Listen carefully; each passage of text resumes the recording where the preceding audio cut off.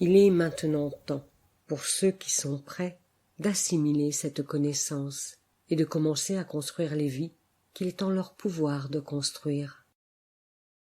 C'est pourquoi j'ai délibérément prévu d'atteindre le monde par le moyen de la coopération dévouée de ma porte-parole, afin d'essayer de vous élever au-dessus des croyances enseignées dans le monde entier par les églises chrétiennes, des croyances qui empêchent votre vision spirituelle.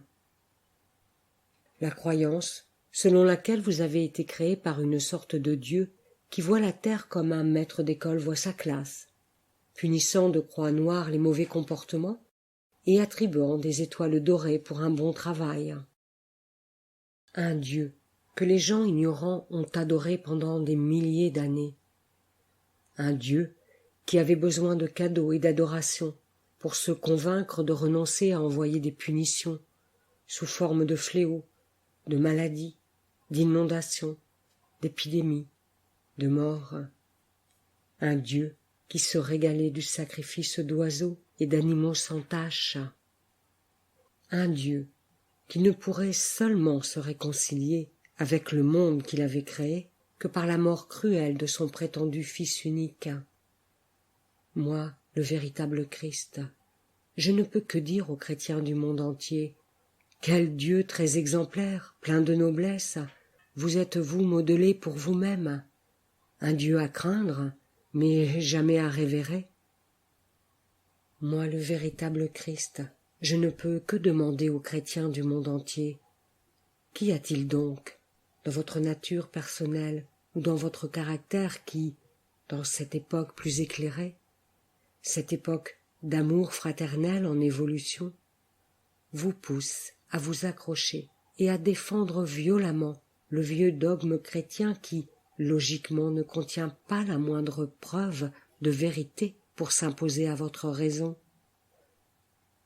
Vous avez créé à votre intention un Dieu que vous, vous-même, n'imiteriez jamais.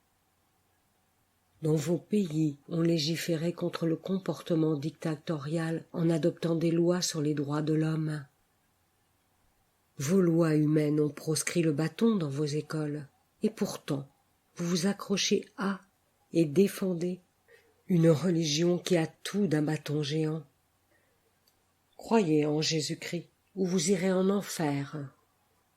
Étant donné que moi, le Christ, je suis l'amour universel lui-même, arrêtez, s'il vous plaît, de lire pour un instant et essayez de comprendre que je n'ai jamais, au grand jamais, pu faire une telle déclaration. Essayez de comprendre que mon intervention au moyen de votre Internet était inévitable. Je vous laisserai ici pour vous donner le temps d'assimiler mon message.